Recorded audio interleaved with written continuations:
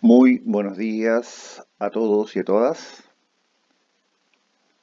En este domingo 6 de septiembre vamos a concluir el estudio del contrato de compraventa. Habíamos dejado pendiente desde las clases precedentes el análisis de dos grandes temas. Uno, los llamados pactos accesorios del contrato de compraventa. Y dos, la rescisión del contrato de compraventa por lesión enorme. Eh, Partamos entonces por el estudio de los llamados pactos accesorios del contrato de compraventa. A este respecto, hay que tener presente que nosotros hemos señalado desde siempre que la autonomía y la voluntad y la libertad contractual posibilitan que los contratantes incorporen a sus negocios jurídicos aspectos más allá de aquello que es esencial y que va más allá incluso de lo que las leyes entienden como incorporados a los contratos. Y así entonces tenemos esta idea, por un lado, de las modalidades, es decir, todo aquello que altera los efectos normales, y por el otro, esto que vamos a estudiar hoy día, que es aquellos pactos accesorios. O sea, y esto está recogido en la ley que claramente estatuye que es perfectamente posible que las partes puedan convenir en general diferentes pactos. El código dice lo siguiente, miren, pueden agregarse al contrato de venta cualquiera otros pactos accesorios lícitos y se regirán por las reglas generales de los contratos. Ahora, esta norma está dada después de que el código analiza los tres pactos que de alguna manera el código los trata. El pacto comisorio, el pacto de retroventa y el pacto de retracto. O sea, ¿cuáles son los pactos accesorios al contrato de compra-venta? Primero, los reglamentados. Pacto comisorio, retroventa y retracto. Y además, en un numeral 4 están todos el resto de los pactos en la medida que sean lícitos y ellos se van a regir por las reglas generales de los contratos. Vamos a ver el pacto comisorio. Acuérdense ustedes que esto del pacto comisorio nosotros lo estudiamos el semestre anterior a propósito de la clasificación de obligaciones condicionales y sujetas a condición resolutoria. Nosotros señalábamos que la condición resolutoria es el hecho futuro e incierto del cual depende la resolución o extinción de un derecho. La condición resolutoria se nos puede representar en tres formas, tres modalidades. La condición resolutoria ordinaria, que es la definición que acabamos de señalar, o recordar más bien dicho. Dos, la condición resolutoria tácita. Y la condición resolutoria expresada, llamada pacto comisorio.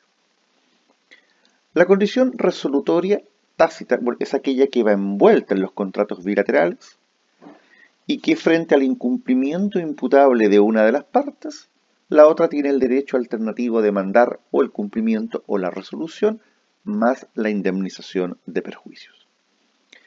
Esta condición va envuelta, es decir, va inserta en todo contrato bilateral, por ejemplo en la compraventa, pero nada impide que las partes, en virtud de la libertad contractual, estatuyan en los contratos pactos comisorios. Nosotros decíamos que el pacto comisorio está tratado en el código, en el contrato de compraventa y a propósito de una de las obligaciones que se generan en este contrato, ¿cuál es la obligación de pago del precio? Pero nada impedía, lo señalábamos el semestre pasado, que el pacto comisorio se estatuyera en el contrato de compraventa en relación a otras obligaciones distintas de la de pagar el precio o en cualquier contrato por el incumplimiento de cualquier obligación. O sea, acá estamos frente al el hecho futuro e incierto del cual va a depender la extinción del derecho, es en definitiva un eventual incumplimiento de contrato. Ahora, el pacto comisorio no es más que la condición resolutoria tácita, pero expresada o estipulada. Eso es el pacto comisorio. O sea, en definitiva, esto no es más allá que eso, no es más que eso.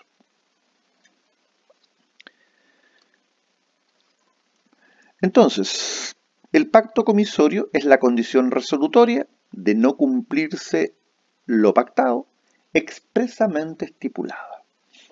Este pacto comisorio puede ser simple o puede ser calificado, llamado también con cláusula de resolución ipso facto. El pacto comisorio simple no es otra cosa que la misma condición resolutoria, simplemente expresada, manifestada, descrita. O sea, no tiene ninguna diferencia con la condición resolutoria tácita. Ninguna. Salvo, evidentemente, el hecho de que está indicada expresamente. Por ejemplo, si nosotros decimos en un contrato de compraventa, las partes convienen expresamente en que si alguna de ellas deja de cumplir su obligación de pagar el precio, por ejemplo, el vendedor tendrá derecho a exigir el cumplimiento de la resolución del contrato más una indemnización de perjuicio. Eso es un pacto comisorio cuando yo lo digo, cuando yo lo expreso, cuando lo manifiesto. En cambio, el pacto comisorio es calificado cuando se estipula que por el incumplimiento el contrato se resuelve ipso facto, es decir, de pleno derecho, sin más trámite. Y aquí ustedes recordarán que nosotros también el semestre pasado decíamos, mire, aquí hay que distinguir el contrato del pacto comisorio calificado en el contrato de compraventa y a propósito de la obligación de pagar el precio, de los otros pactos comisorios calificados. ¿Por qué? Porque en el pacto comisorio calificado del contrato de compraventa y a propósito de la obligación de pagar el precio, también este requiere judicial. ¿Por qué? Porque de acuerdo a la norma, digamos en este caso el comprador tiene la posibilidad de evitar la resolución del contrato por cuanto tiene la posibilidad de pagar incluso dentro de las 24 horas subsiguientes a la notificación judicial de la demanda. Por lo tanto, en definitiva, este pacto comisorio calificado opera igualmente por sentencia judicial. En cambio, los pactos comisorios calificados en el contrato de compraventa por obligaciones distintas de la de pagar el precio o en otros contratos por incumplimiento de cualquier obligación, claramente esos pactos sí podemos considerarlos como pactos donde la cláusula de resolución ipso facto va a tener operatividad, es decir, el contrato se va a resolver por el incumplimiento y una eventual resolución judicial solo va a tener por objeto constatar o verificar dicha situación y dar curso a las eventuales prestaciones que las partes tuvieran derecho a hacerse. Pero más que eso, del pacto comisorio creo que está bastante claro.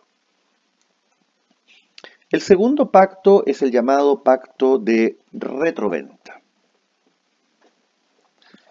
El artículo 1881 dice lo siguiente. Por el pacto de retroventa, el vendedor se reserva la facultad de recobrar la cosa vendida, reembolsando al comprador la cantidad determinada que se estipule o, en su defecto, de una estipulación, o en defecto de una estipulación, lo que le haya costado la compra. Entonces, este pacto de retroventa importa también una condición resolutoria del contrato de compraventa. Y se dice que este es un pacto altamente eficaz. ¿Por qué? Porque constituye un medio eficiente para la obtención de recursos, de alguna manera, cuando la persona no desea desprenderse en forma definitiva del bien de que se trata. A ver, nosotros durante este semestre igual vamos a estudiar las cauciones, la prenda, la hipoteca. Pero nosotros ya hemos tenido la oportunidad en el semestre pasado principalmente de esbozar y plantear, bueno, ¿cuáles son mecanismos o remedios disuasivos al incumplimiento, hablamos los remedios reactivos al incumplimiento. Vamos a estudiar este semestre esta idea de, bueno, la garantía, la caución. Y miren lo interesante porque también este semestre, acuérdense que hace pocos días solamente estudiamos esta cláusula de no transferir el dominio por el no pago del precio. Y veíamos también que eso puede ser sumamente interesante desde el punto de vista de alguna manera del vendedor, porque él no se desprende del dominio mientras el precio no le haya sido pagado totalmente. Pero acá tenemos otra figura que está en el código y que ha tenido un uso indirecto, como lo vamos a ver en unos minutos más. A ver, ¿en qué se traduce el pacto retroventa? El pacto retroventa se traduce en lo siguiente, mire, yo a usted le vendo una propiedad, pero me reservo el derecho de recomprarla dentro de un cierto plazo y pagándole la cantidad que convengamos o la misma que usted me pagó a mí. Ahí está el ejemplo. A vende a B un predio en 5.000 pesos y se reserva el derecho de recuperarlo reembolsando dicha suma en un plazo de 2 años.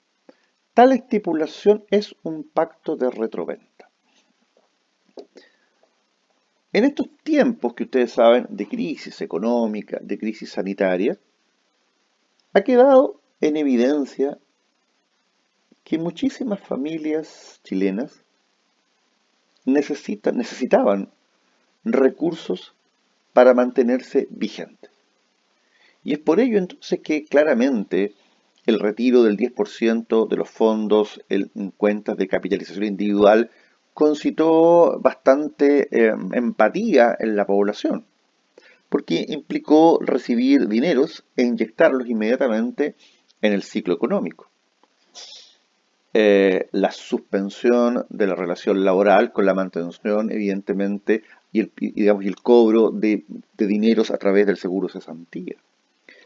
Los bono clase media, etcétera, etcétera. O sea, es decir, en general el sistema demostró que las personas habían dejado de generar los recursos necesarios para hacer frente a sus compromisos y requerían recursos.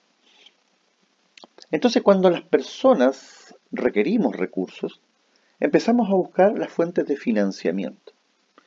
Y dentro de las fuentes de financiamiento claramente está lo que es el financiamiento formal, y que es la banca, o sea, recurrir claramente a los bancos. Pero claramente esto puede ser complejo para aquellas personas que están sobreendeudadas, que tienen antecedentes comerciales negativos, que no tienen los flujos para hacer frente a los compromisos, etcétera, etcétera. Entonces, ahí cambia la visión y las personas empiezan a decir, bueno, ¿cómo genero los recursos? Y comienzan a desprenderse de aquellos bienes que podemos considerarlos prescindibles. Si hay 2 autos, bueno, se vende uno, etcétera, etcétera. Si hay una segunda vivienda, bueno, se vende la segunda vivienda. Pero hay un minuto en el cual las personas no pueden echar mano a más bienes y solo tienen su casa habitación, su departamento, etcétera. Entonces, cuando tú vas a un banco, el banco te realiza un estudio y jamás te va a prestar el 100% del valor de tu casa. Porque claramente el banco va a tener que considerar los costos que tendría una eventual cobranza. Y evidentemente el negocio de los bancos es resguardarse. Entonces, surge esta opción, o va a surgir esta opción, y esta opción está muy presente. Lo que ocurre es que vamos a ver después que se ha desvirtuado. Que en el fondo es, mire, yo vendo la propiedad y asumo un compromiso de recuperarla cuando las cosas vayan mejor. Establecemos un plazo que no puede superar de los 4 años y al mismo tiempo determinamos el valor de la recompra. Ese es el pacto de retroventa. Este contrato, evidentemente, es un contrato que está sujeto a una condición resolutoria. ¿Y cuál es la condición resolutoria? Bueno, la condición resolutoria es el hecho futuro e incierto consistente en que el vendedor haga uso de la opción de recobrar la cosa vendida. Si el vendedor hace uso de la opción de recobrar la cosa vendida, el contrato de compraventa se resuelve y las cosas vuelven al estado anterior. Consecuencialmente vamos a entender que nunca existió la compraventa. Ahora, es una condición meramente potestativa porque depende de la sola voluntad del vendedor en cuanto a realizar la opción. Hay doctrina que plantea que el pacto de retroventa deberíamos incluirlo en esta idea de caución, puesto que el pacto de retroventa vendría a constituir una especie de mutuo garantizado con prenda. No me voy a meter en eso porque obviamente ustedes todavía no conocen las lógicas de las prendas, las lógicas de las hipotecas, pero entiendan que esto es bastante interesante. ¿Cuáles son los requisitos del pacto? Primero, que se establezca la facultad del vendedor de recobrar la cosa vendida. Esto debe hacerse en el mismo contrato de compraventa, jamás en un acto posterior. 2. Debe establecerse la obligación del vendedor de reembolsar al comprador lo que se estipule, o a falta de estipulación, lo mismo que recibió a título de precio. Y finalmente tiene que establecerse un plazo para que el vendedor haga uso de su derecho a recobrar la cosa. Plazo que ha de estar establecido por las partes y, en todo caso, no puede pasar de 4 años desde la fecha de la celebración del contrato. ¿Cómo se ejercita el derecho? ¿Cómo se ejercita el derecho? Aquí nos vamos a situar entonces nosotros en el momento en el cual el vendedor decide, antes del plazo convenido o antes del plazo legal, ejercer la opción de recomprar. Los requisitos o condiciones son las siguientes: que el vendedor haga valer judicialmente su derecho. 2. Que en el acto de ejercerlo ponga el precio a disposición del comprador. 3. Que el derecho se haga valer en tiempo oportuno. Y 4. Que se le dé al comprador el aviso correspondiente. Entonces vamos a conversar de esto a continuación. En primer lugar, el vendedor debe hacer valer su derecho. A ver, antes de eso, pequeña disculpa. Si las partes voluntariamente se reúnen un día X en una notaría para materializar la retroventa, eso no genera ningún tipo de inconvenientes. El problema lo vamos a tener, y para eso vamos a estudiar las condiciones, cuando de alguna manera el vendedor quiera hacer, o sea, el vendedor ejerce la opción y nos encontramos con que el vendedor está poniendo algún nivel de límite o cortapisa a ello. Por eso entonces, ¿cuáles son estas condiciones? Número 1, que el vendedor haga valer su derecho judicialmente. Por lo tanto, no puede el vendedor ejercer el derecho por vía extrajudicial. Llámese carta, llámese correo electrónico, llámese WhatsApp, antiguamente llámese fax, llámese carta certificada. No. El ejercicio del derecho es judicial, lo que significa entonces que el vendedor va a tener que recurrir a una instancia judicial con patrocinio de abogado y plantear que va a ejercer el derecho a la recompra establecida o contenida en el contrato de compraventa de fecha tanto ante el notario tanto. Conjuntamente con el ejercicio de la acción judicial, el vendedor tiene que consignar en la cuenta corriente del tribunal el precio de la compraventa. Aquí, a diferencia de lo que nosotros veíamos en instituciones anteriores donde el contratante diligente tenía que haber cumplido o estar llano a cumplir, aquí la cosa es diferente. Aquí la ley me exige que yo cumpla. Entonces, por lo tanto, claramente, yo debo hacer la consignación de los fondos. Entonces, como les decía recién, en el acto de hacer valer su derecho, el vendedor debe pagar el precio.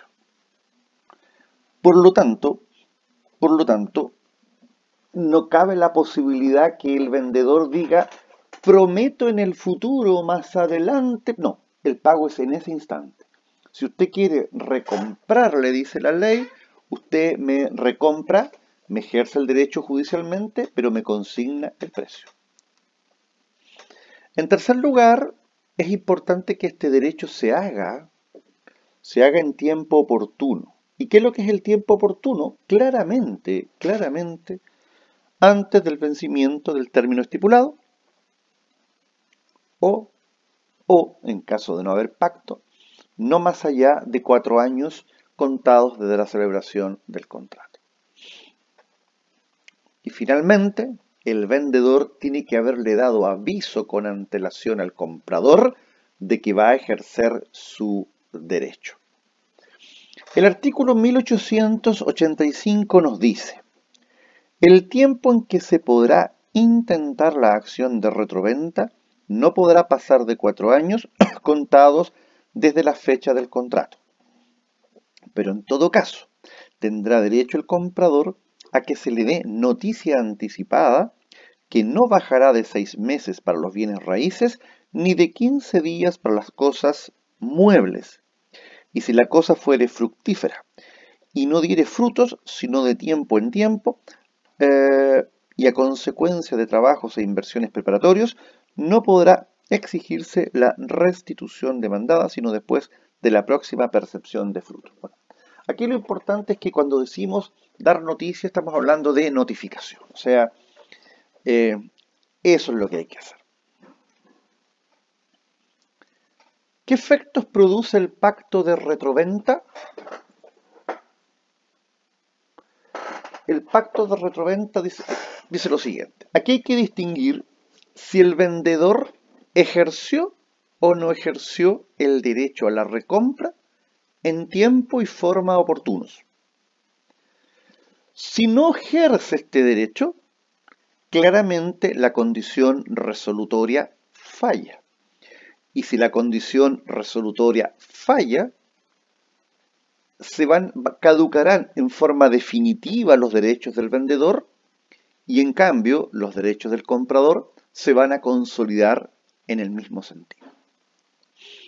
En cambio, si el vendedor ejerce su derecho dentro del plazo y en la forma, digamos, legal, acá la condición resolutoria se habrá cumplido. ¿Y qué es lo que ocurre acá? Se resuelve el contrato de compraventa y las cosas vuelven al estado anterior como si nunca hubiese existido el contrato de compraventa. Ahora, en cuanto a los efectos que produce la resolución, la cosa es bien simple. Aquí vamos a tener que volver a analizar algo que ya hemos visto reiteradamente, que es el efecto de la resolución entre las partes y el efecto de la resolución con respecto a terceros. En cuanto a lo que es los efectos de esta resolución entre las partes, la respuesta a ello está contenida en el artículo 1883 del Código Civil, que establece que eventualmente aquí el comprador debe restituir la cosa con sus accesorios, el comprador debe indemnizar al vendedor por los deterioros de la cosa, y el vendedor debe pagar al comprador las mejoras introducidas en la cosa. Evidentemente, estamos hablando, como lo hemos dicho anteriormente, solamente aquellas mejoras necesarias. Damos lectura entonces al 1883. El vendedor tendrá derecho a que el comprador le restituya la cosa vendida con sus accesiones naturales. Tendrá asimismo derecho a ser indemnizado de los deterioros imputables a hecho o culpa del comprador y será obligado al pago de las expensas necesarias, pero no de las invertidas en mejoras útiles o voluptuarias que se hayan hecho sin su consentimiento. O sea, la cosa es bien simple. Resuelto el contrato, el comprador tiene que restituirle la cosa al vendedor con sus accesorios. Además, tiene que indemnizarle por los daños causados al bien por hecho o culpa suya. Y finalmente, el vendedor, que es aquel que ejerció la recompra, tiene evidentemente que pagarle al comprador, porque si no habría un enriquecimiento sin causa, las mejoras que éste realizó, pero solo las necesarias. No se compensan las útiles o voluptuarias. ¿Qué efectos produce contra terceros? Ya lo hemos señalado claramente. La resolución del contrato de compra-venta no afecta a terceros de buena fe, afectando solo a los terceros de mala fe. Y aquí nuevamente cobra aplicación por reenvío que hace el artículo 1882, lo que nosotros estudiamos el semestre pasado acerca de los artículos 1490 para los muebles y 1491 para los inmuebles. O sea, el artículo 1882 es una norma de reenvío que dice: el pacto de retroventa en sus efectos contra terceros se sujeta a lo dispuesto en los artículos 1490 y 1491. O sea, nos reenvía allá y nos dice, mire, allá está la solución general. El derecho que nace del pacto de retroventa es intransferible, pero es transmisible por causa de muerte. ¿Qué significa que sea intransferible? Significa que el vendedor, que tiene la opción de recuperar la cosa vendida, no puede a un tercero cederle el derecho a que ese tercero ejerza la opción. Aquí estamos frente a un derecho intransferible, pero sí transmisible por causa de muerte. Y vamos a concluir este pacto con el llamado uso indirecto del pacto de retroventa. A ver, como sale en la lámina, en la doctrina italiana se habla de los llamados negocios indirectos. Es decir, el negocio indirecto es utilizar un negocio jurídico típico para un fin distinto para el cual fue creado. A eso nosotros lo llamamos el negocio indirecto. Bueno, ¿cuál es el fin propio para el cual el legislador creó el pacto de retroventa? Bueno, permitirle al comprador recuperar la cosa vendida dentro de un cierto plazo que no puede pasar de 4 años, pagando al comprador lo que éste a su vez le pagó o una suma diferente. O sea, yo tengo hoy día necesidad de recursos económicos, necesito estos recursos, realizo el contrato de compra-venta y generamos un compromiso para que yo en el futuro recupere este bien. Ese es el uso, el uso típico. Pero cuando yo lo uso, de alguna manera para un fin distinto, en la doctrina italiana se habla del negocio indirecto. ¿Y cuál es el negocio indirecto, estimados alumnos y alumnas? Bueno, los préstamos informales.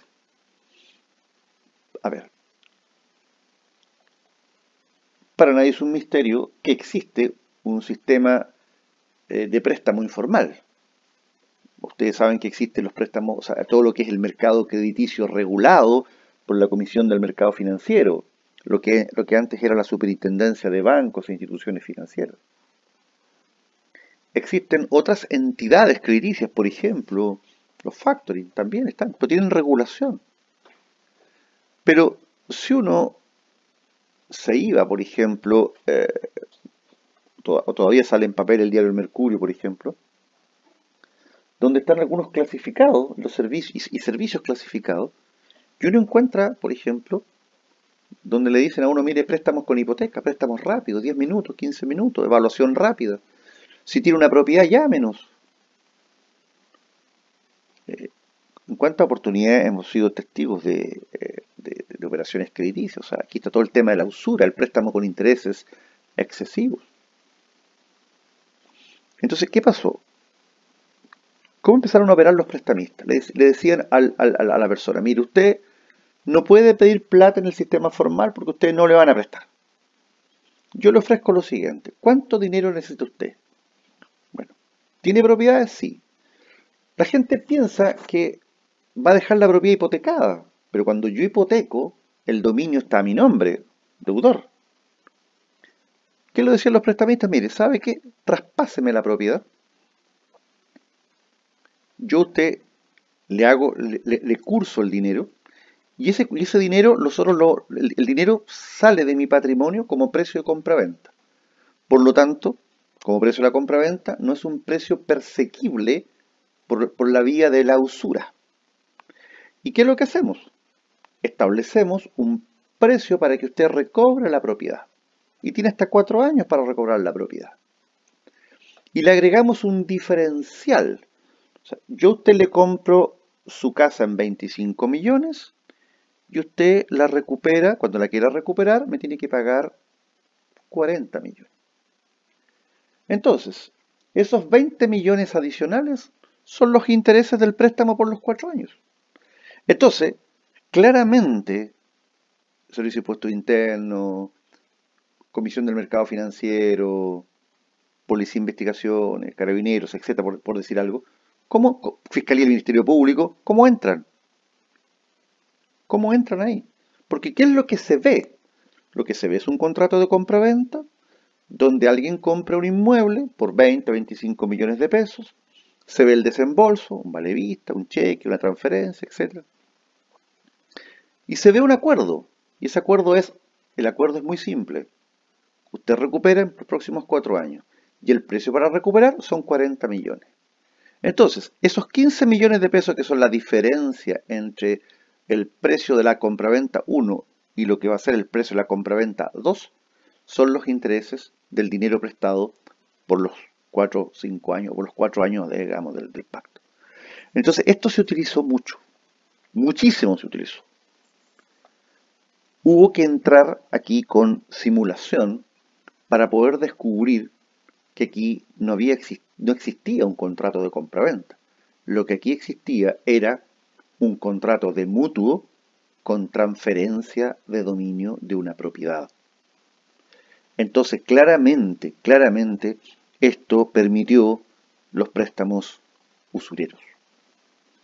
Porque claramente esta garantía es extraordinariamente mejor que una prenda o una hipoteca. Extraordinariamente mejor, ¿sabes? En la hipoteca siempre el dominio está en el deudor o en el constituyente de la hipoteca. Pero acá el dominio está en mí. O sea que si mañana el señor no me devuelve, o sea, no ejerce la opción, la casa queda claramente para mí. Y yo la venderé después. Y está claro que esa casa no vale 25, va a costar 50 o 60. En definitiva, este es el gran negocio de los prestamistas. Así se hicieron de muchísimas propiedades. Bien. Y por último, para terminar la clase, está el pacto de retracto. Yo les diría que esto sí que no tiene ninguna aplicabilidad. Se llama pacto de retracto aquel en que las partes convienen que se resolverá la venta, nuevamente condición resolutoria, si en un plazo determinado, máximo 1 año, se presenta un nuevo comprador que ofrezca al vendedor condiciones más ventajosas que el comprador primitivo. O sea, yo le compro la casa a usted, pero dentro del año siguiente, si aparece alguien que ofrece más de lo que yo pagué, mi compraventa se resuelve. ¿Creen ustedes que alguien va a comprar una propiedad con el riesgo de que dentro del año alguien aparezca y ponga 1 peso más y todo mi esfuerzo por adquirir esa propiedad se vaya al tacho de la basura? Claramente que no. ¿Qué dice el 1886? Si se pacta que presentándose dentro de cierto tiempo, que no podrá pasar de un año, persona que mejore la compra, se resuelve el contrato, se cumplirá lo pactado, a menos que el comprador o la persona a quien estuviera enajenado la cosa se llame a mejorar en los mismos términos la compra. Imagínense lo siguiente. Compro una propiedad, pago 100 millones de pesos y dejamos establecido de que si dentro del año aparece alguien ofreciendo un poco más, mi compraventa se resuelve y consecuencialmente el negocio va con la otra persona. ¿Cuál sería el inconveniente que mi vendedor se coludiera con un tercero para que el tercero hiciera una oferta por 120 millones? Y si yo no quiero perder la casa, dice la ley, tendría que mejorar el pago, es decir, yo tendría que ponerme con los 20 millones si quisiese mantener la casa en mi poder. Y esos 20 millones yo se los pago a mi vendedor y se los va a repartir a medias con el tercero. O sea, bajo ningún punto de vista yo recomiendo un pacto de esta naturaleza. O sea, es altamente riesgoso. Bien. El plazo para mejorar la compra no puede exceder de un año. Y para evitar la resolución, lo que les decía recién, el comprador o la persona que hubiera adquirido de él la cosa puede mejorar la compra en los mismos términos que el nuevo comprador. Bien. Vamos a concluir esta clase y vamos a partir en la próxima con la rescisión del contrato de compraventa por lesión enorme. Muchas gracias.